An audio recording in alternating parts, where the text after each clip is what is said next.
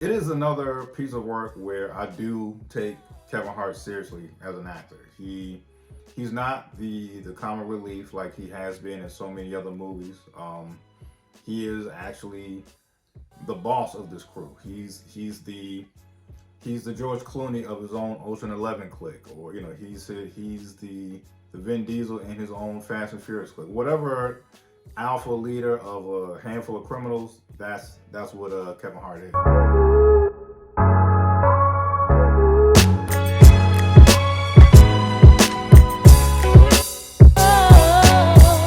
Hey, what's going on, folks? Another episode of Ryan Reviews Everything, and I'm talking about Lyft. Hope you had a good weekend. I definitely caught up on some shows, some movies, so let's rap about it. First one I'm going to talk about is Lyft. Lyft stars Kevin Hart, Sam Worthington, Gugu Mbatha Raw, and so many other familiar faces. Gene Reno, Vincent D'Onofrio, and the lady who played in Money Heist. Her name escapes me at the moment, but that was a very, very good show. She was one of the robbers, of course. I even forget her robber name, but I will put it in the edits.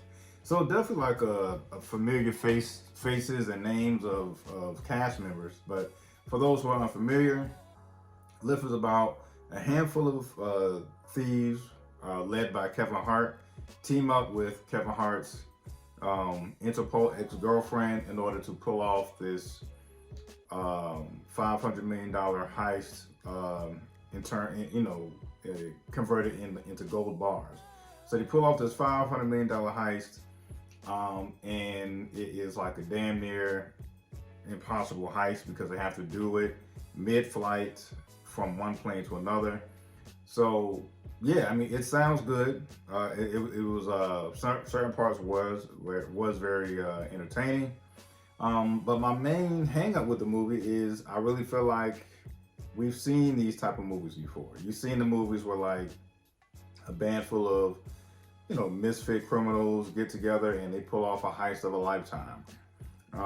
You even seen the type of movies to where a group of criminals, in one way or another, persuade a police officer or a federal agent to join their side. So there was literally kind of like every page in the book in terms of those type of heist movies. So, we're talking about your Ocean's 11s, your Money Heist, which I mentioned earlier.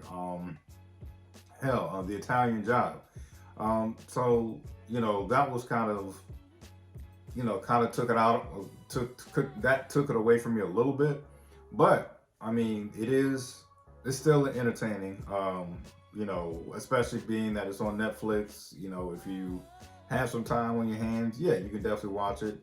It's not even that long. I want to say it's definitely under the 2 hour mark. I think it's like maybe an hour and 45 minutes. So yeah.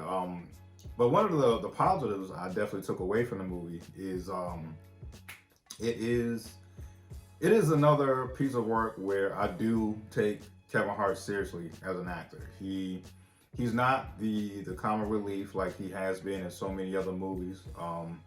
He is actually the boss of this crew. He's the George Clooney of his own Ocean 11 clique, or he's the Vin Diesel in his own Fast and Furious clique. Whatever alpha leader of a handful of criminals, that's what Kevin Hart is. And I really feel like he's made that turn to be, of course he still does a lot of comedy, but I feel like he's made that turn to where you have to take him seriously, even as early as The Upside, where he co-starred, he starred alongside Bryan Cranston.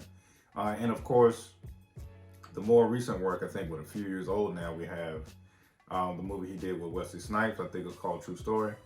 So I really feel like this, in terms of Kevin Hart's performance, this was no different. This was another movie where I personally feel like Kevin Hart is very credible as a serious, leader of this criminal crew. And of course, there are still some, comic relief spots in here. It's just the main difference is Kevin Hart is not the butt of the jokes in these things, or he's the butt of very, very few jokes. So, as I said earlier, would I check it out, or would I recommend anyone check it out? Sure. Um, you know, if you definitely have the time. But like I said, just a warning going into it. I really do feel like if you've seen the buddy heist movies or the team up heist movies before, you definitely have seen this movie, even if you haven't seen it. If you understand what I'm saying. Love it or hate it, that's my review.